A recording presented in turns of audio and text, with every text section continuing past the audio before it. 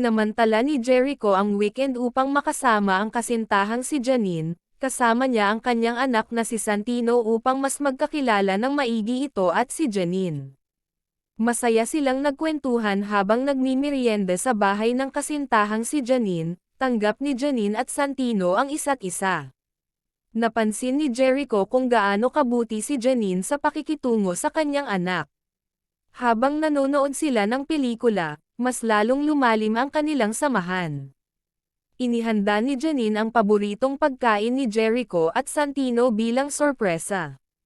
Napuno ng tawanan at masasayang alaala ang kanilang hapon.